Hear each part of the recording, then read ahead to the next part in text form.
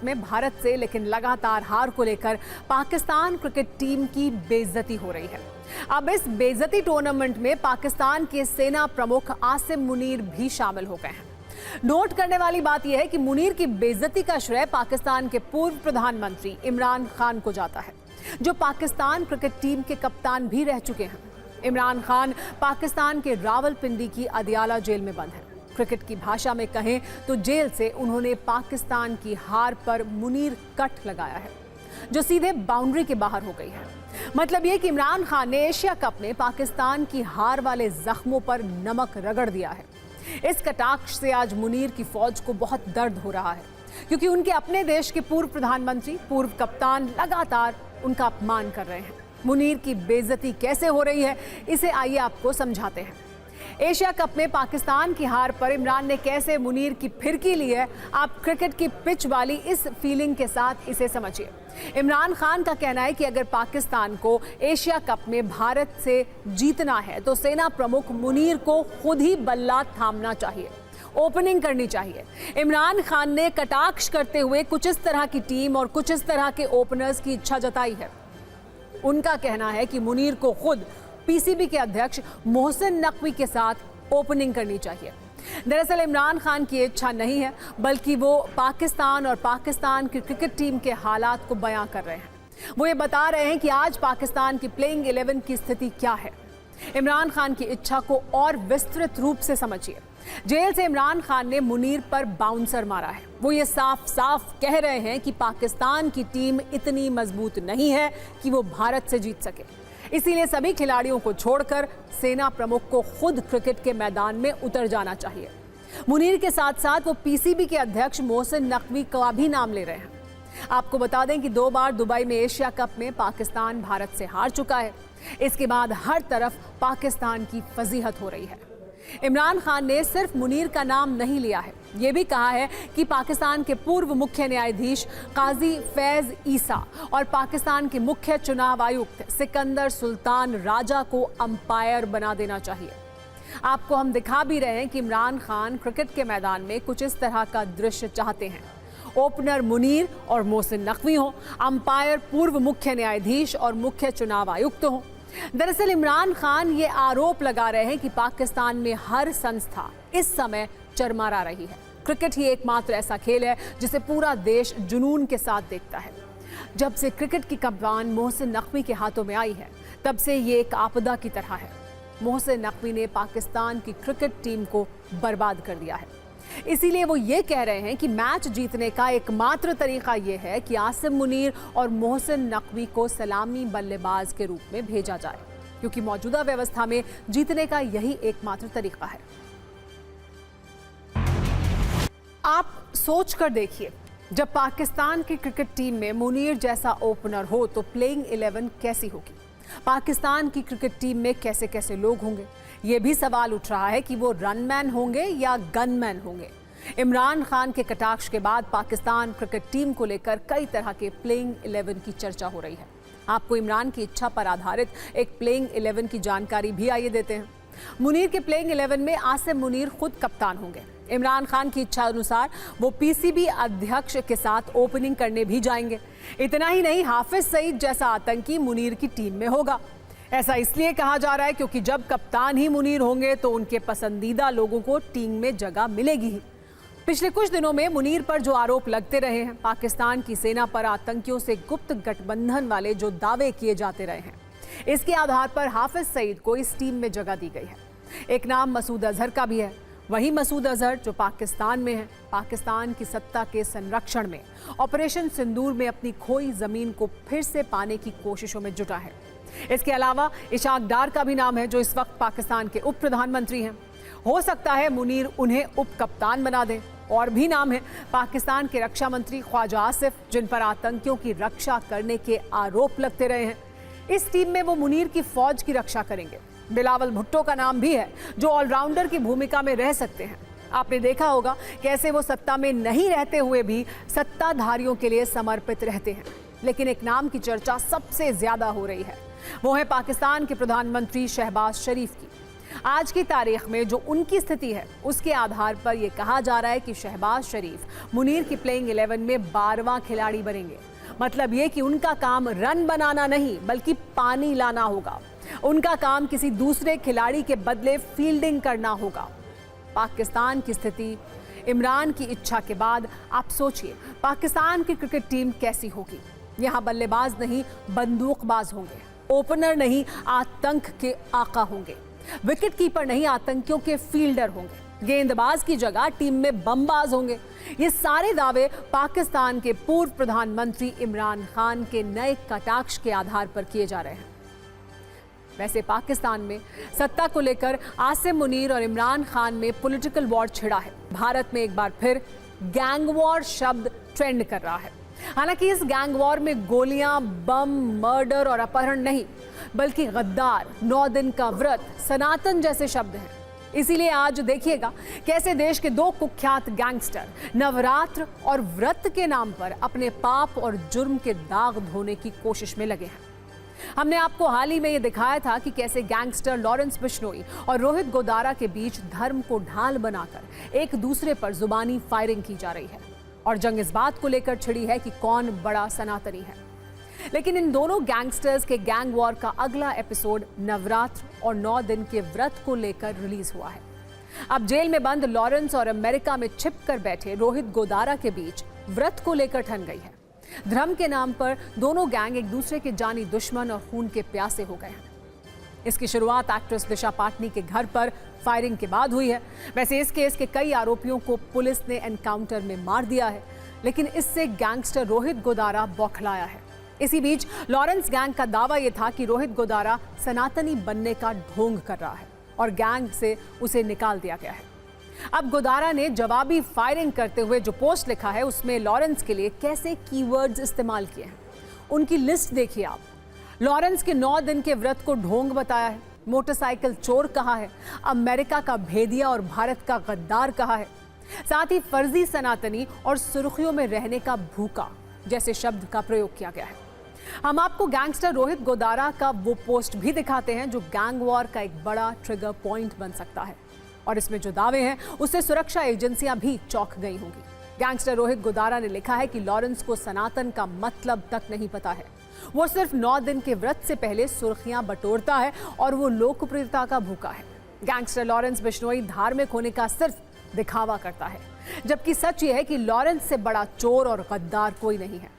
रोहित गोदारा ने अपने पोस्ट में लॉरेंस की अमेरिकी एजेंसियों से सांठगांठ बताई है और दावा किया है कि वो देश की खुफिया जानकारी अमेरिका को देता है। गैंगस्टर रोहित गोदारा ने यह भी दावा किया है कि सिर्फ सुर्खियों में बने रहने के लिए लॉरेंस ने सलमान खान को टारगेट किया था। फिलहाल ये तो गैंगस्टर का जुबानी गैंग वॉर है, लेकिन सवाल है कि जो गैंग वॉर अब तक अपना वर्चस्व बनाने के लिए होता था, खुद को बड़ा गैंगस्टर साबित करने के लिए होता था, वो अचानक सनातन और व्रत पर क्यों आ गया? सवाल है कि क्या ये गैंगस्टर धर्म को ढाल बनाकर लोकप्रिय होने का शॉर्टकट देख रहे हैं? लॉरेंस बिश्नोई को लेकर भी ये दावा किया जाता है कि वो नवरात्रि में पूरे 9 दिन का व्रत रखता है, अनुशासन में रहता है। लेकिन सच यही है कि भले ही लॉरेंस व्रत रखता हो, लेकिन इससे उसके पाप कम नहीं होंगे। उसकी सजा तो उसे काटनी ही पड़ेगी। वैसे आज हम आपको ये भी बताते हैं कि सत्ता कहीं की भी हो, समीकरण कैसे बदल जाते हैं, गैंगस्टर्स की सत्ता में भी रिश्ते कैसे बदलते हैं, आप वो देखिए। एक दौर था जब लॉरेंस बिश्नोई, गोल्डी बरार और रोहित गोदारा पक्के दोस्त थे। जेल में बंद लॉरेंस के आदेश को गोल्डी बरार और रोहित गोदारा पूरा करते थे। लेकिन अब यह कहानी पूरी तरह बदल चुकी है और जो कभी दोस्त थे अब एक दूसरे के जानी दुश्मन हैं। गोल्डी बरार और रोहित गोदारा तो एक हैं, लेकिन अब लॉरेंस बिश्नोई और उसके गैंग के साथ उनका 36 का आंकड़ा हो गया है। लेकिन सवाल है कि तीनों की दोस्ती आखिर दुश्मनी में कैसे बदली और अब क्यों दोनों गैंग वॉर में धर्म वाला कार्ड लेकर आ गए हैं। सनातनी जाप करके अपने पाप धोने की कोशिश में जी जान से जुटे हैं। इसमें पहली वजह क्रेडिट वॉर है। दरअसल कुछ वर्षों में जेल में रहने के बावजूद लॉरेंस बिश्नोई जुर्म की दुनिया का बड़ा नाम बन गया। लॉरेंस जेल से अपने गुर्गों को ऑर्डर देता है और गोल्डी और गोदारा उसका काम बाहर रहते हुए पूरा करते थे। लेकिन हर वारदात का क्रेडिट सिर्फ लॉरेंस बिश्नोई को जा रहा था। गोल्डी और गोदारा की पहचान सिर्फ लॉरेंस गैंग के सदस्यों के तौर पर ही रह गई थी। ये बात गोल्डी बरार और रोहित गोदारा को बहुत चुभ रही थी। इसके अलावा लॉरेंस और गोदारा बरार की दुश्मनी में भाई वाला एंगल भी है। इसकी वजह है लॉरेंस बिश्नोई का भाई अनमोल बिश्नोई।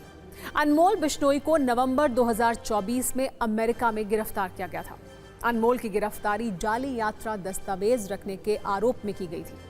तब अनमोल को रिहा कराने के लिए लॉरेंस ने गोल्डी बरार से मदद मांगी थी, लेकिन बताया जाता है कि गोल्डी ने अनमोल के लिए बेल बॉन्ड भी नहीं भरा। इससे लॉरेंस बिश्नोई बहुत भड़का हुआ था और तभी से गैंगस्टर्स के बीच दरार आनी शुरू हो गई थी। अब दोनों के गैंग दोस्त नहीं बल्कि एक दूसरे के खून के प्यासे हैं और गैंगस्टर्स समाज में सनातन के नाम पर अपने नंबर बढ़ाने की रेस में लगे हैं, जो एक बहुत खतरनाक ट्रेंड है। अब राजनीतिक सत्ता की बात करते हैं, जहां 77 वर्ष का एक व्यक्ति राजनीतिक रूप से काफी ट्रेंड कर रहा है, जिस पर एक दौर में पश्चिमी यूपी का अघोषित सीएम होने का आरोप लगा, जिस पर मौजूदा सरकार में इतने मुकदमे दर्ज हुए कि गिनती 100 के पार चली गई, जिसे कभी मुस्लिम वोटों की गारंटी माना गया। आज उसी आजम खान पर हमने एक आजादी वाली कुंजी तैयार की है। सवाल यह है कि 23 महीने जेल में रहने के बाद आजम खान इस नई मिली जमानत वाली आजादी का क्या करेंगे। आजम खान 23 महीने से जेल में थे। जेल से बाहर आने के लिए उन्होंने 104 मुकदमों की खाई पार की। इस दौरान वक्त तो बहुत बीता, लेकिन जब आज वो जेल से बाहर निकले तो उनका अंदाज वही पुराना था। काला चश्मा, काली सदरी और सफेद कुर्ता पहने वो कार में बैठकर ही जेल से बाहर आए। आजम खान के दोनों बेटे उनके साथ थे। बाहर निकलते ही उन्होंने हाथ हिलाकर समर्थकों का अभिवादन किया। उन्हें लेने के लिए मुरादाबाद की सांसद रुचिवीरा और सैकड़ों कार्यकर्ता पहुंचे थे। उनके जेल से बाहर आने वाले इस काफिले में करीब 100 गाड़ियां शामिल थीं। आजम खान जेल से बाहर आ चुके हैं। हालांकि ये जमानत पर मिली रिहाई है, जिसमें फिर से जेल जाने का खतरा बना हुआ है। लेकिन सवाल यह है कि आजम खान आगे क्या करेंगे। ये सवाल इसलिए क्योंकि आजम खान के जेल से बाहर आने से पहले ऐसी बातें कही जाने लगी कि वो बीएसपी में शामिल होंगे, वो समाजवादी पार्टी छोड़ सकते हैं। बीएसपी की तरफ से फ्रेंड रिक्वेस्ट भी आ चुका है। नगीना से सांसद चंद्रशेखर भी उन्हें अपना बड़ा भाई बता रहे हैं। यानी जेल से बाहर आने के बाद आजम खान की मांग का ग्राफ घटा नहीं बढ़ा ही है। वैसे इन सवालों और शंकाओं के बीच अखिलेश यादव ने आजम खान पर एक सोशल मीडिया पोस्ट किया। उन्होंने लिखा, माननीय आजम खान जी की रिहाई उनके और उनके परिवार और हम सब के साथ साथ उन सब लोगों के लिए राहत और खुशी की बात है जो इंसाफ में एतबार करते हैं। आज फर्जी मुकदमे करने वालों को भी ये सबक मिल गया है कि हर झूठ की एक मियाद होती है और हर साजिश की भी। आगे उन्होंने ये भी लिखा कि आजम खान समाजवादी मूल्यों और सिद्धांतों के साथ सामाजिक न्याय के संघर्ष की राह पर आगे बढ़ते जाएंगे। कुल मिलाकर अखिलेश यादव की बातों से संकेत मिल रहा है कि आजम खान समाजवादी पार्टी में ही रहेंगे। लेकिन बीजेपी नेता और यूपी सरकार में डिप्टी सीएम केशव प्रसाद मौर्य ये कह रहे हैं कि वो समाजवादी पार्टी में रहें या बीएसपी में। 2027 में मातम ही मिलना है। इन सब के बीच बीएसपी विधायक उमा शंकर सिंह ये कह रहे हैं कि एक एक कार्यकर्ता, हर व्यक्ति का स्वागत है, आए हमारे यहाँ स्वागत ही है। जबकि शिवपाल यादव ये कह रहे हैं कि बीएसपी में शामिल होने की खबरें झूठी हैं, हम उनकी पूरी तरह से मदद कर रहे हैं।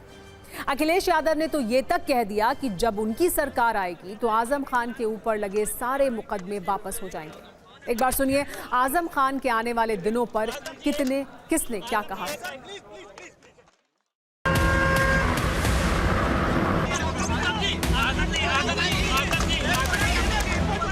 समाजवादी पार्टी के नेता आदरणीय आजम खान साहब, उनकी भी रिहाई हो चुकी है। इसके लिए मैं कोर्ट को धन्यवाद देना चाहता हूं। जिस तरीके से मुख्यमंत्री जी ने अपने मुकदमे वापस लिए हैं, उन्होंने न केवल अपने मुकदमे वापस लिए हैं बल्कि डिप्टी सीएम के भी मुकदमे वापस लिए हैं, तमाम भाजपाई नेताओं के मुकदमे वापस लिए हैं। समाजवादी सरकार बनने पर जितने भी झूठे मुकदमे लगे हैं आदरणीय मोहम्मद आजम खान साहब पर, वो सब वापस लेने का काम सरकार में होगा। आजम खान साहब को जिस तरीके से भारतीय जनता पार्टी ने अपने बदले की भावना से प्रताड़ित किया है, वो अपने आप में इतिहास के काले अक्षरों में लिखा जाएगा। भारतीय जनता पार्टी जिस तरीके से भी दुश्मनीपूर्ण व्यवहार कर रही है एक जनप्रतिनिधि के साथ, एक 8-8 बार रहे विधायक के साथ, वो अपने आप में एक अक्षम्य अपराध की तरीके से। मैं आजम खान साहब को मशवरा देना चाहता हूँ कि वो उत्तर प्रदेश में बिछड़े हुए अपने साथियों को इकट्ठा करें और इकट्ठा करने के बाद सलाह और मशवरा करें और फिर एक राजनीतिक पार्टी का ऐलान करें। खुद अखिलेश यादव को अपनी हैसियत का अंदाजा हो जाए। तो हर व्यक्ति का स्वागत है, आए हमारे यहाँ स्वागत है। हम तो हर एक व्यक्ति का स्वागत करने के लिए तैयार हैं। ये सब झूठी खबरें हैं। समाजवादी पार्टी पूरी तरह से उनकी मदद कर रही है। हमारी प्रतिबद्धता उत्तर प्रदेश में अपराध और भ्रष्टाचार पर जीरो टॉलरेंस को लेकर के है। अदालत के माध्यम से अपराधियों को कड़ी से कड़ी सजा मिले, इसके लिए हम सब लोग, हमारी सरकार पैरवी करती है और जो भी माननीय न्यायालय निर्णय देती है हम सब उसका सम्मान करते हैं। जो व्यक्ति पूरी जिंदगी समाजवादी पार्टी की राजनीति किया हो, एक भी दिन समाजवादी पार्टी उसके लिए मैदान में नहीं उतरी, वाकई में ये बहुत ही चिंतनीय विषय है, सोचनीय है। और इसके लिए कहीं न कहीं अगर कुछ मलाल है श्री आजम खान साहब को, तो स्वाभाविक भी होना है, लाजमी।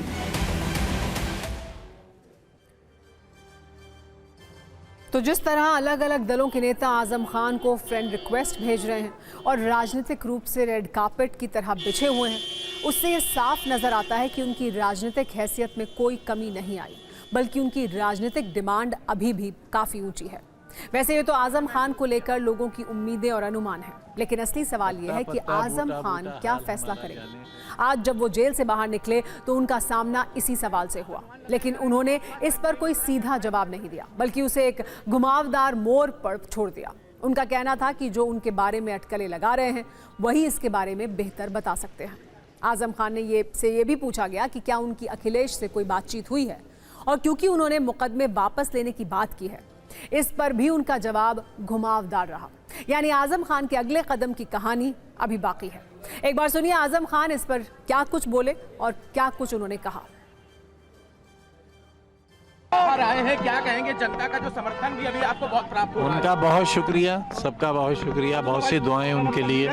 सर अभी भी बहुत सारी स्पेकुलेशन चल रहे थे कि बीएसपी ज्वाइन करने के बाद तमाम स्पेकुलेशन चल रहे थे, इस पर क्या कहना चाहेंगे? देखिए, ये तो वही लोग बताएंगे जो एक्सपेक्टेशन, वो क्या कहा आपने, जो लोग अनुमान लगा रहे हैं वही लोग बता पाएंगे। मैं तो सर अभी अखिलेश यादव ने भी कहा, क्योंकि जेल में किसी से मुलाकात नहीं होती थी, फ़ोन करने की भी मुझे इजाज़त नहीं थी, कोई राब्ता हो ही नहीं पाता था किसी से। तो 2 साल ये और 3 साल पहले 5 साल तो मैं बिल्कुल आउट ऑफ टच रहा, जानता ही नहीं बाहर की दुनिया है क्या। काफ़ी कठिन समय आपके साथ, क्योंकि जिस तरह से आपको अलग बिल्कुल रखा गया, कट ऑफ किया गया, क्या लगता है ये पॉलिटिकल वेंडेटा था, एक बदले की राजनीति जिसके चलते? नहीं, देखिए, बदला तो वहाँ होता है जहाँ मैंने किसी के साथ बुरा किया हो। मैंने तो दुश्मनों के साथ भी बहुत अच्छा सलूक किया। पूरी सरकार में कोई ये कह ही नहीं सकते कि मेरे कलम से किसी के साथ नाइंसाफ़ी हुई हो। सर अभी अखिलेश यादव ने कहा कि आपके ऊपर जो भी मुकदमे सरकार बनते ही सब वापस लिए जाएंगे, आपको स्वागत कर रहे हैं। अभी लखनऊ उन्होंने कहा, मैं क्या कह सकता हूँ, उन्होंने कहा है तो। अभी तक कोई बात हुई फोन पे उनकी, या अभी तो थोड़ी देर हुई है निकले जेल से। आजम खान के अगले कदम पर भले ही कंफ्यूजन हो, लेकिन आजम खान की जेल डायरी काफ़ी साफ है, जो योगी आदित्यनाथ के सीएम बनने के करीब 3 वर्ष के बाद से शुरू हुई।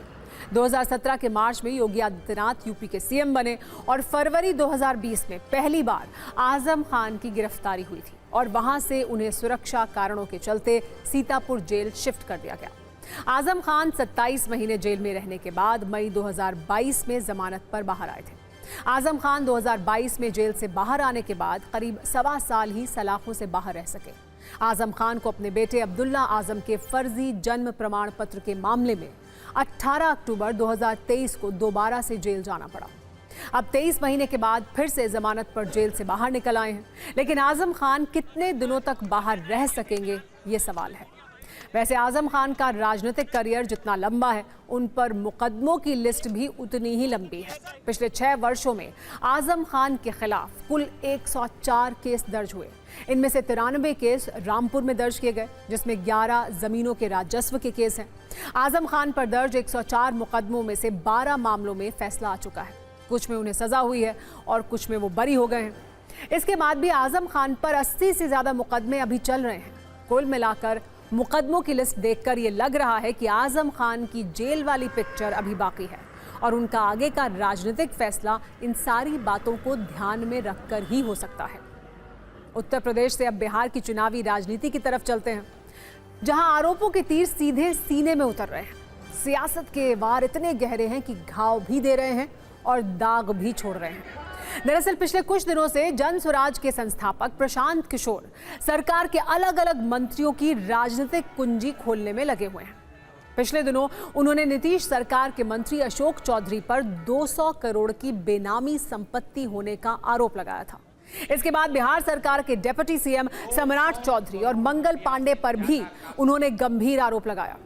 प्रशांत किशोर के इन आरोपों पर ये नेता खुलकर सफाई नहीं दे रहे हैं, लेकिन कानूनी नोटिस जरूर छपने लगे हैं। बिहार सरकार के मंत्री अशोक चौधरी ने प्रशांत किशोर को 100 करोड़ रुपए के मानहानि का नोटिस भेजा है और बिना शर्त माफी मांगने की मांग की है। बीजेपी की तरफ से अभी कोई खुलकर नहीं बोल रहा है, लेकिन पार्टी के अंदर से इनके खिलाफ आवाजें उठने लगी हैं। पूर्व केंद्रीय मंत्री आर.के. सिंह ने कहा है कि जिन पर भ्रष्टाचार के आरोप लगे हैं वो या तो सामने आकर जवाब दें या फिर पार्टी छोड़ें, सरकार के पद से इस्तीफा दें। हालांकि बीजेपी के नेताओं से पूछा जाता है तो वो ये कहते हैं कि प्रशांत किशोर की बात पर कुछ भी बोलना उचित नहीं है।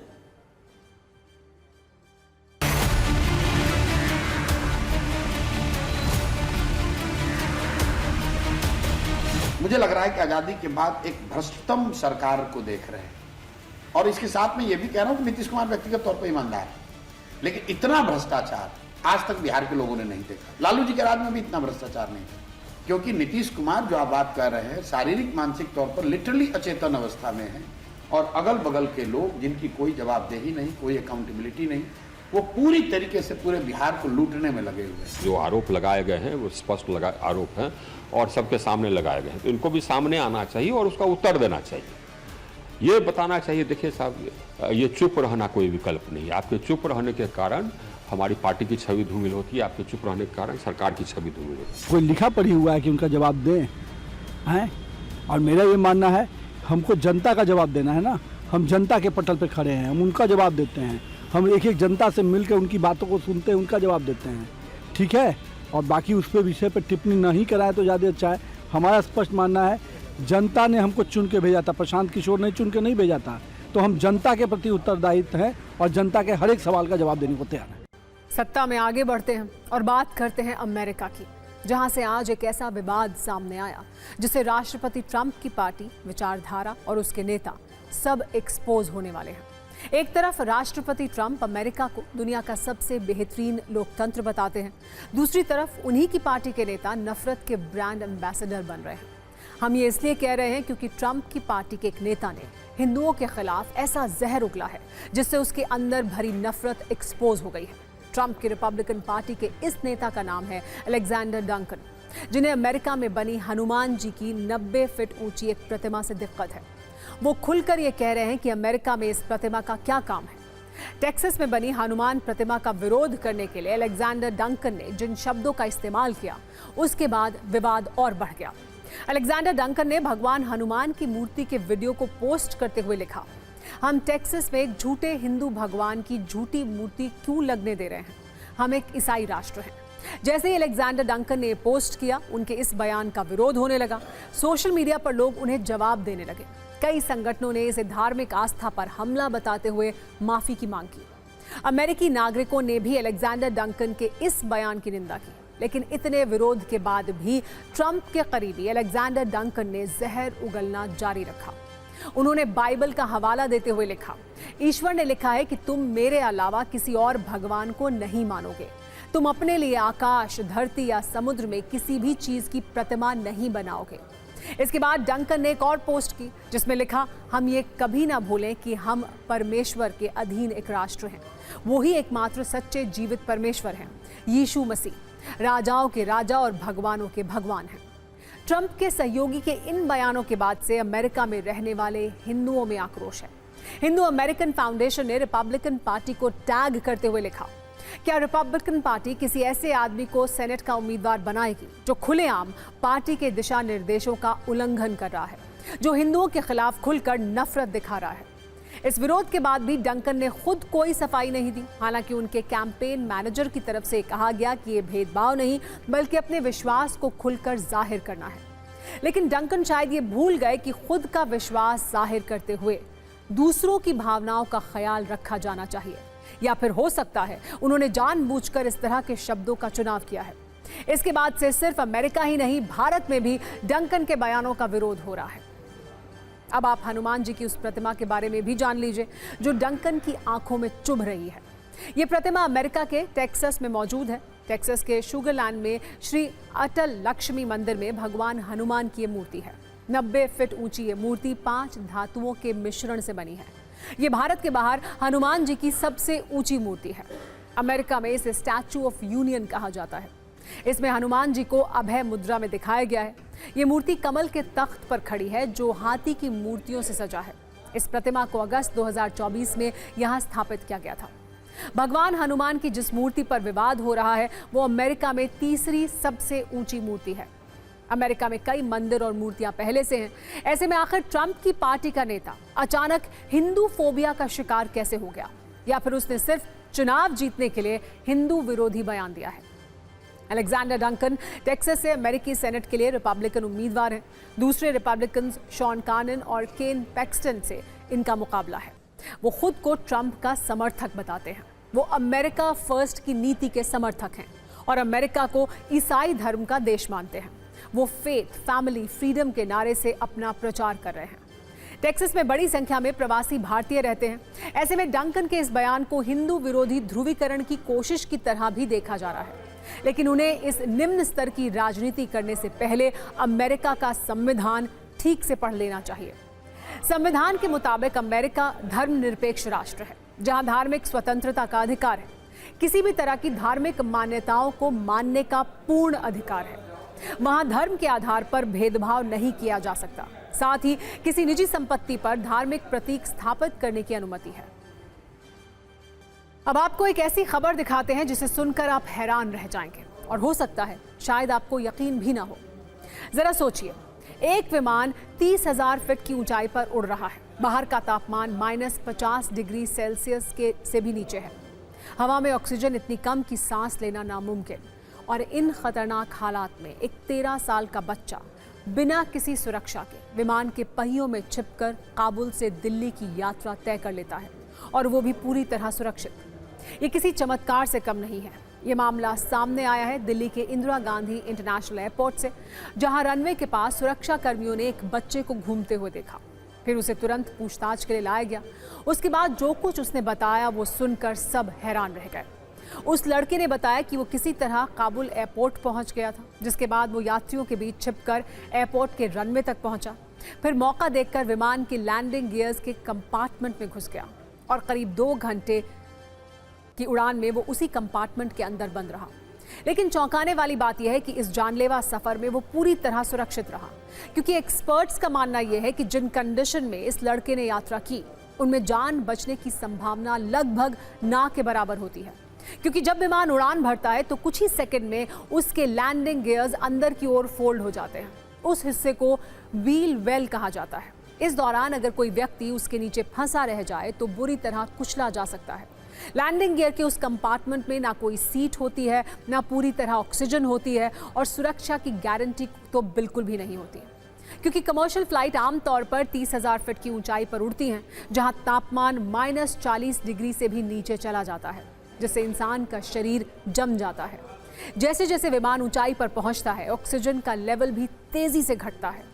कुछ ही देर में इस तरह से सफर करने वाले शख्स की मौत हो सकती है।